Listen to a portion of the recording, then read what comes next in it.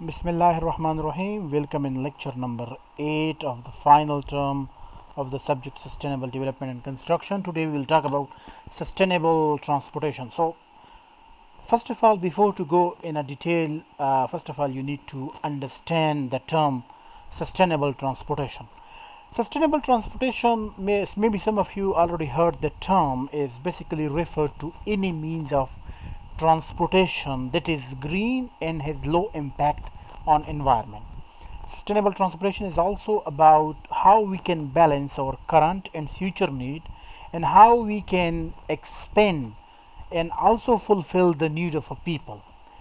There are few broad terms. I don't know, maybe some of you already attend my two previous CPD seminar which were basically based on sustainable transportation planning and initiative. So there I have broadly expressed so many terms, but just to give you overall view like that, how the walking, cycling, carpooling, car sharing and green vehicles could be bring in the transportation. All of those are possible when we have the strategic urban planner and sustainable urban planner when they sit together. So they design at a level where the people need less to use their car or their personal vehicle, and they prefer to go and fulfill the job through walking, cycling, or they have options such as a green, we call vehicles, or green sharing or carpooling and so on. So far we have covered until sustainable energy and telecommunication. This is our second last lecture, which is based on the sustainable transportation. To go in a very detail, sustainable transportation has been used for quite some time now, and it is the means of transportation that is safe and has low impact on the environment. Sustainable transportation is commonly referred towards or to as a green transportation, which is important to know that sustainable transportation make use of renewable energy rather than using the traditional coal, petroleum and other fossils and so on. So now the question is why we are still looking for the renewable energy for the purpose to reduce the adverse effect on the mother nature, on the earth. However, sustainable transportation is safe due to the fact that it make use of energy sources that are renewable, and which example is such as sustainable transport including walking, cycling, sailing and skating and so on. As you can see here, we have different infrastructure through which we build our sustainable transport network or transport system, such as street, bridges, waterfront, rail, transit, aviations and so on. As you can see here, and that's very specific chart, so that how we are going to link the sustainable development with sustainable transportation. If we talk about sustainable transportation, then here we need three basic elements. The first one is mode, the second is infrastructure, the very third one is about operation.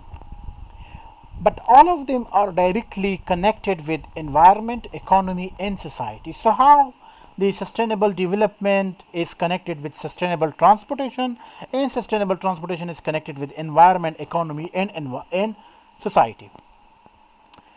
First of all, coming towards environment, as you can see here a few bullet points such as climate change, air quality, noise, land use and waste. Is we already know all those terms, but the reduction of the environmental impact of transportation is like a strategy for sustainability. Transportation contribute to harmful emission such as noise, climate emissions, land use, waste and so on. Worldwide, round about 22% of the greenhouse gases are from the CO2 of the transportation system, which usually come from the transportation system. However, vehicles are becoming more environmentally efficient globally with the passage of time, but still improvement of the land use impact of transportation, especially the impact of infrastructure, vehicle parts, packaging, maintenance, is still need to be considered to reduce, reuse and recycle. The second term is about economy, that how the material, energy, growth, employment, pricing, competitiveness, etc. are playing role to fulfill the definition of sustainable transportation. Transportation is a factor of economic growth, development, and employment. It requires material for modes and infrastructure and energy for operations, which can be used more efficiently. Transportation should also have a fair price strategy, meaning that users are being the full cost, direct or indirect, of their usage of the transport system. A transport where the competition is fair and open, which likely to promote modal choices and efficiency, either in a private sector or either in the public sector. The third one is about society, where we usually focus on the safety, health, disturbance, access, and equity. So, sustainable transportation should also benefit or give the benefit to the society. It should be safe. It should not impairing human health.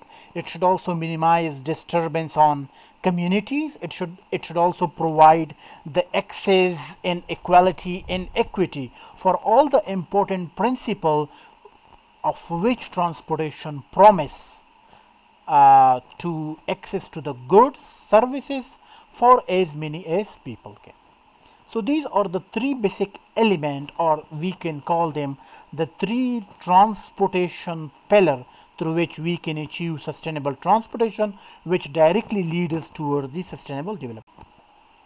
The next one is about street. As you can see here, old infrastructure layout and so on. The question is, what is the theme of this picture? As you can see here, a huge area is already paved, and we use and build each and everything. But the question is, what will happen when the same street need to be repaved, or we need some type of a maintenance? What will happen to the material? The question is, can we use the same material again? Another question is, what happened to the Italian, Egyptian, and Greek settlement of the network of so many waste which were come from the very past history? So the question is, how we can reuse, recycle, or in a short term we can reuse them again. So the question is, this is very challenging task. This is, for the time being, it look a very nice street, but the question is, what will happen after 10 years? As you can see here from the very picture, as you can see here, the street which are usually paved, and the depth is very long, in a quite feet, and we use different type of material, fertilizer to run the economy, to also run the whole sustainable transportation, or you cannot call in the very second picture, where you can see here a very huge crowd of the cars. So we cannot refer the same system towards the transportation as well. So the question is, are those streets are sustainably paved? The next question is, if we did not allow the car from 12 till 7 p.m., like as you can see here in the with the parking sign. So the question is it really fulfilling the people needs? So these are very challenging issues and a very challenging task for the decision maker and as well as for the individual. As you can see here, we have a very old bridges around the world. As you can see, one in the San Francisco, which called Golden Gate Bridge. Another one is the Vancouver Sky Bridge. The question is not that how much terrific and tremendous they are looking. The question is, what will happen to them after their expiry time?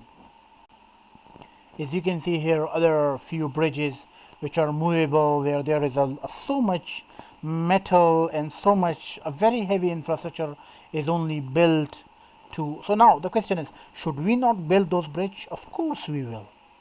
But the question is it the only solution? Do we have any alternative?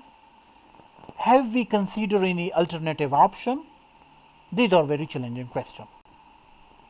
You can see here a bridge which were built in 19th century, and then in 20th century the same type of a bridge is constructed again at the same level, at the same channel. So the question is very simple question. for the Brooklyn Bridge in New York it is it really needed? So we are not only alone. Approximately 40 international bridges and highway are collapsed since 1900, while 16 since the 2000. So like in every major developed or underdeveloping country such as India, Sweden, Wales, Spain, Korea, and so on, and almost only 17 cases reported so far from the last 1 decade, and only in like US. So you can imagine. So these things happen, but the question is, what will happen to the waste? Now we are coming towards the transit. Before to go in a very detail, we need to ask a very simple question from each other. What to do with the old infrastructure? Is it possible to recycle?